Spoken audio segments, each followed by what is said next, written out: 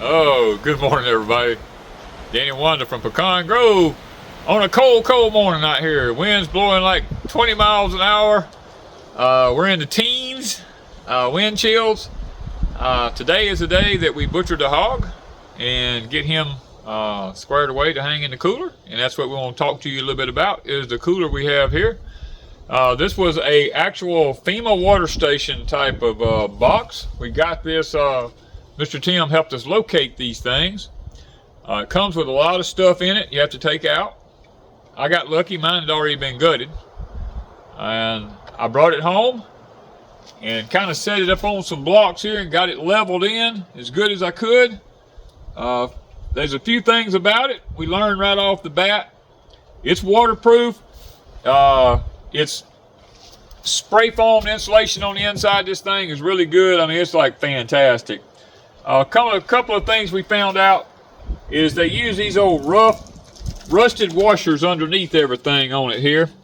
They put stainless everything except the washers. I don't know why they did that, but so I went back on the bottom here, and you can see I replaced the bolts. I took out the government bolts and put mine back in with some galvanized washers under them. Now, I didn't do it all the way around yet because I'm in a rush. I came in and tied into the wiring out of the prepper shack, came out, put me a light switch in there, installed a thermometer, and inside right now it says it's about 31 to 32 degrees on the inside there. That's what it is out here.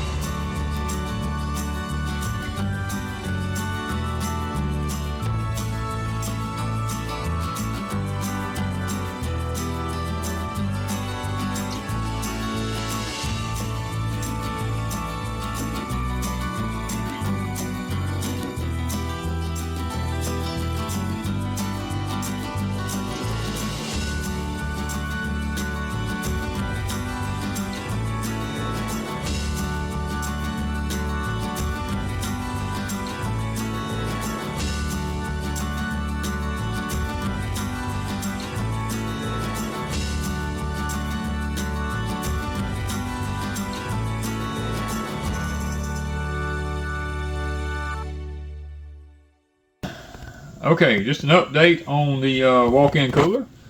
We have it pretty much set in position where I want it at here, up next to the prepper shack. Because the door is only 2.5 inches thick right here, we really need 4 inches. It had some deep grooves in it, so I started putting the spray foam, and you always want to go back and cut your spray foam off, because this is what happens. You'll have holidays in it. I might have to come back and respray that there. When I cut this off, it's probably going to be the same exact way. I got to cut this off a little more, and then we're going to come back. I've taken a marker, had one to close the door with me on the inside, and I took a marker and marked around it. This is the actual imprint of this right here. So what I'm going to do is I'm going to cut a piece of thick styrofoam board and put over this and screw it into this door here with some FRP board on the inside of it to make this door a little bit thicker so that it can hold the coolness just a little bit better than what it is. And then we're going to come back. I went ahead and spray foamed some of the holes in the floor. I'm trying to determine which one of these drains I want to use here to make a drain for this and here. So if we have to wash it and clean it. And what I'll probably do is when I get through cleaning the bottom really good, I'm probably going to take modified thin set And I'm going to cover this floor in here with modified thin set and slope everything over to where a drain is. I'm going to put a shower drain in it. And where it goes outside out here, so if we have to wash it out. And I also took the spray foam on the seam that's in this thing. It has a seam all the way around it. I took the spray foam and I spray foamed that seam all the way around it just to help keep as much, coolness in as I possibly can. Now, I'm not worried about the bottom just yet till I get through with I'm going to go ahead and probably, there's a product out there called Lexel. I'm probably going to Lexel that seam all the way around the bottom of it before I do the thin set. That way it really seals it from anything coming or going in it. And the air conditioner will be taken out of here. If we're going to move this out of the building, it'll go on to the other end of the building down here.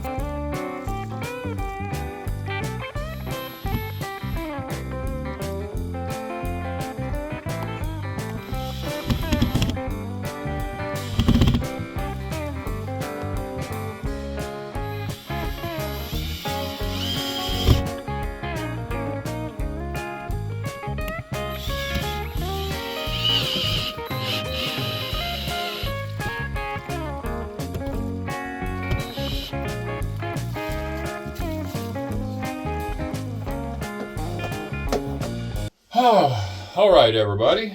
We're back in the walk-in cooler here. And I bought my little unit to go in here.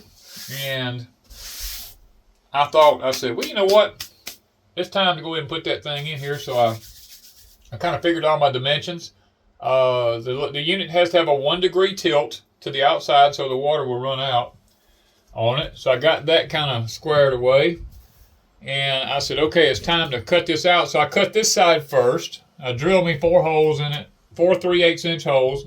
Put my jigsaw in, cut after I took the level and made my square because I wanted the unit to be level. Then I took the drill and stuck it all the way to where it would go through the outside, and I kind of tilted it about 1 degree and drilled a hole. And I checked, and I'm almost perfect on my 1 degree angle. Well, after I knocked the piece out of here, I come to the realization that the wall was 3 3/4 inch, or 3 7/8 inch thick here, 3 7/8 inch thick here. And the further down this way it went, it got to like it was 2 3/4 inch thick, 2 3/4, 2 1/2. And I got up here and got to looking. Well, when they made this thing, this is an injected mold is what it is. When they shot the foam in it, some places in it would expanded more than others did. And I'm like, well, that's not going to work because I got to be able to seal it smooth around the unit. I don't need it to be, all wavy and stuff because I got to put trim on the outside of it. So I peeled the plastic loose from the other foam that was there. I broke it loose from it. And I cut pieces of this rigid insulation and I stuck it in between it, the thicknesses that I needed to bring it out. I took a level or a piece of metal like this. I put it up here like this, and I said, okay, that's good and smooth. After I got my shims in it, did the same thing up there. I said, okay, that's good and smooth. It's good and smooth this away. It's good and smooth that away. I did the same thing on the outside, and then I went and got a can of spray foam that's for really wide cracks. And I stuck it as deep in there as I could get it, and I shot that thing full of spray foam all the way around it on the outside and the inside, and went off and left it. Of course, it expanded and was sticking all out everywhere. And once it got hard, I took my knife and retrimmed it every bit. So now I have a solid hard foam thing all the way around the whole thing here, where I can mount my trim. Now I have cut these pieces of aluminum. This is to go on the outside. This is not for the inside, but it's going to go kind of like this on the outside. It's going to stick in there, and I will be putting some screws in this, and this will kind of help with. I can silicone around it. That will help to seal the outside from any water getting in it, and it'll help create a nice rigid, trim around. And once I get to like this on the outside, I'll come cut me another piece to go right here to match up with this one, and this will all on the outside will all have silicone filled in behind it so that water cannot get inside the walls in here anywhere, and it'll all be rigid. Then we'll start the task of sticking the unit in. But now, I don't know if we shot any video on the fact that I have all this electrical in here now. I went ahead and tied into the electrical on the building underneath here, and I put a junction box under the building, and I came over and I ran up here, and I came here. Here's the light switch right here. When I flip this on, I have a cooler light on the inside in here that's already, that works. And then I have a temperature gauge that I mounted right here, and it is hanging, the sensor is hanging on the inside in here. I can move it anywhere in here I need because it's about 6 foot long. It'll reach anywhere in the cooler in here. Around back, I continued to tie to that junction box and come on around here and conduit and ran up here. And I ran through there was already an existing hole in the cooler right here. So I said, why would I want to drill another hole in the box? So I used the existing hole in the cooler. I put an LB out here and ran my number 12 wire into the wall in here and sealed that with silicone all around that. And then on the inside, I came back into another LB in here and ran the flexible PVC conduit up to a 4-gang box up there, which I have to have because the unit will actually plug into one of the plug-in sides here, and then the cool bot will plug into one of the others, and then if I actually need a plug-in on here to run something else, I still have additional plug-ins. Now, I went ahead and this thing is put together in pieces. I spray foamed this seam all the way around this whole thing, and I come in here and put air conditioning ductwork tape on it. And then at the bottom, where it's put together here at the bottom, down here, on this right here, all the way around the bottom of this whole thing in here, I ran Lexel and filled that crack completely full to waterproof it from the outside. I Lexelled all these pieces here in. They're Lexelled in where no air or water can come through them on both sides. I got that done over there. And then right here, I cut a hole. There was already an existing hole in the floor, so I'm going to take a 2-inch drain and I'm going to mount it down in here and Lexel it in. And then once I get this done, I have modified thin set that I'm going to use in here, and I'm going to fill this thing full of modified thin set, and I'm going to make it level on the outside edges so that my rack system to hold my animals up in there with will be level. And then from that point, I'm going to taper it all to this drain right here. I'm going to run this drain all the way to the outside out yonder, and I've got a big ball valve that I'm going to put on it and close off, so that if I ever need to wash it down in here or anything like that after the animals has been hanging in here, I can open that ball valve up, spray it down in here, and the water will run out the end, and then I can close that off and I don't have to worry about anything coming back up in here to get up in the walk-in cooler. But now the door had these deep grooves was cut in the door, so I went ahead and spray foamed all the grooves in the door, and I'm probably going to come back with a piece of FRP board and cut it to go right around this gasket right here and put it over that and fasten it to the wall right here with some liquid nails or something like that, so that I can seal this off a little bit better than it was. Now I also had to come back and run another flexible rubber gasket around this right here, because this gasket wasn't touching that very well. You could, when you close the door, I got in it and closed the door, you could see a little fine daylight around it, and that's the one thing with a walk-in cooler you don't want. So I took my magic marker and I marked around. You can see here where I marked around this here, and I put the gasket right around the door. When this closes, this gasket closes it against that gasket and actually seals it off really tight. So that's where I'm at right now. I'm in the process right now of going and I'm going to cut the rest of my pieces of aluminum now that I know what I've got to have. And we're going to get them screwed and siliconed in, and then we're going to be ready to slide the unit in.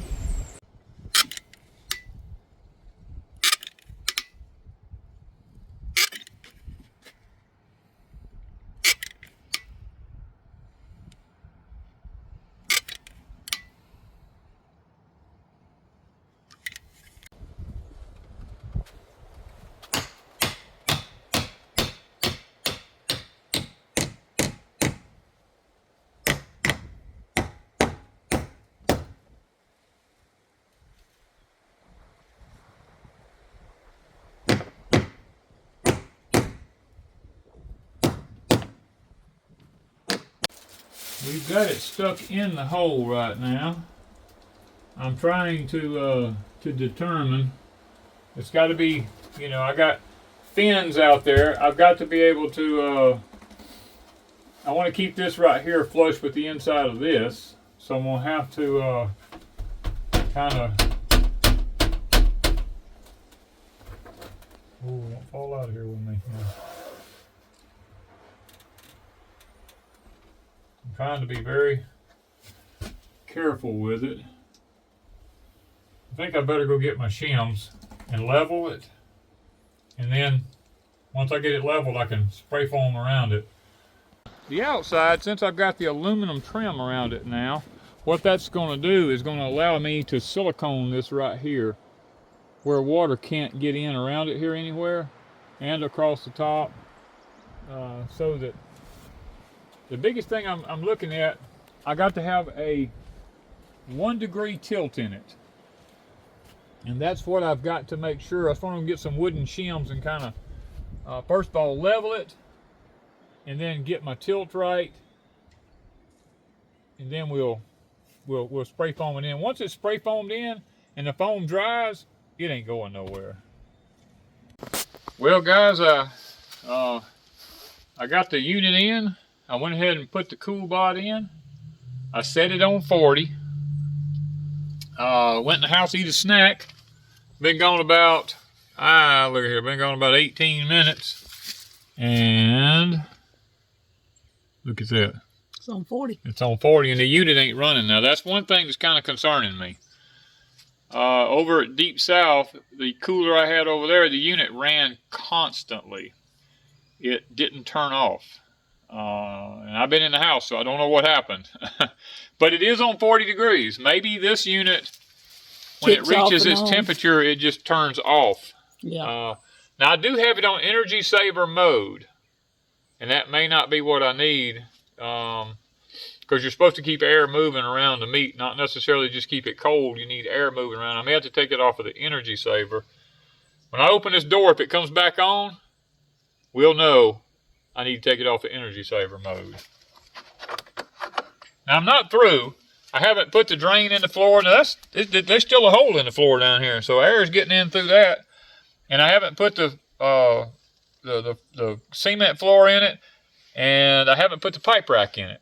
But this is just a test run since I first got it hooked up to see if it would drop it to 40 degrees. And in 18 minutes, it done turned off. So, and it was up. It's kicking on. It just kicked on.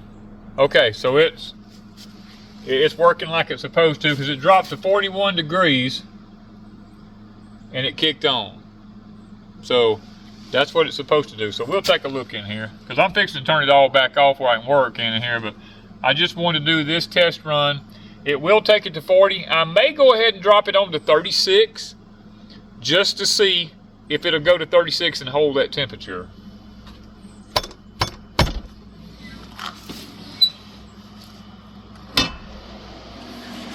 Yeah, see it's 42 degrees up there.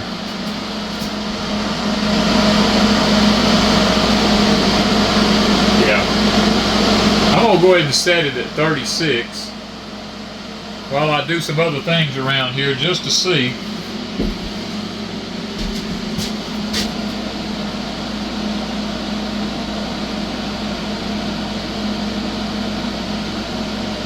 Because 36 is where I like to hang my meat at. I don't want it freezing.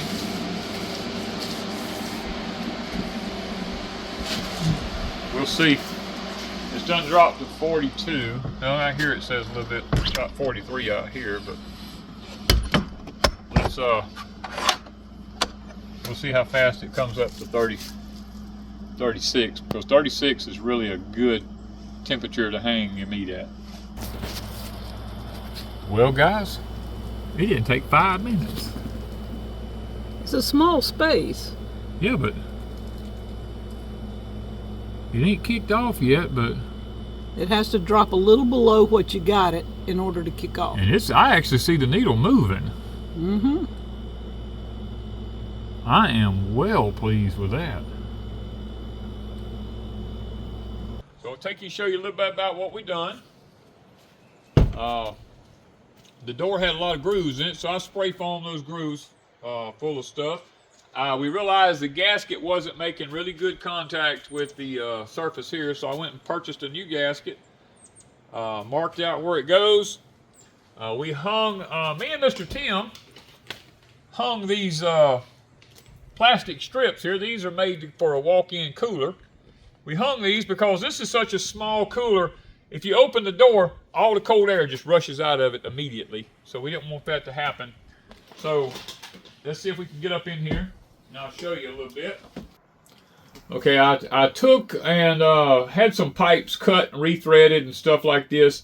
I put a 1-inch galvanized pipe system up in here with meat hanging hooks on it. And I kind of come down, it's a pretty simple little system. Came down, put a T at the bottom, you know, maybe some legs on it. I'd galvanize, put some caps on it. I got it on both sides. Let me step over here where you can see the other side. It's the same exact way. It goes up now. What's happening is we found out that the unit, when it reaches a certain temperature, the unit just turns off. Well, you can't have that when you're hanging meat. You need air moving over it constantly. So I ordered me a little 6-inch fan here that I can turn on like this, and it will sit here and it will oscillate back and forth, keeping the air moving inside the cooler. Ooh, that's chilly. Keeping the air moving inside the cooler here and around the meat to help kind of dry the meat out, I guess you might say, is what you need there. Turn that back off. But it's a very quiet little thing. It plugs in right here to the system we have. Of course, we showed you the cool bot, the unit. We got the unit all in. Haven't finished siliconing this just yet, but we're running out of time. This is a walk-in cooler door system that you put these on here. These just hook on there. They flip up and just hook. This is what you put over the door of a cooler so that you can go in and out of it without it losing your cold air out of it. I would advise anybody to put these on the doors when you build one of these coolers, because that way you don't lose your temperature out of here. Plus, it's a little bit of extra against the door here. Okay, now the floor in this whole building here, I'm going to come in here with some modified thin set because the floor is a little uneven, and I want it so if I wash it out, I want to be able to put that modified thin set in here, and I want to be able to slope everything over here. I've got a hole cut in the corner right here. I've got this Lexelled in right now, and bring all that thin set to this point right here, and then I have this coming out right here. I have it capped off right here right now so that nothing can get in, the cold air can't get out. And I have an old piece of 2-inch pipe here off of one of my jobs that has a giant ball valve on it.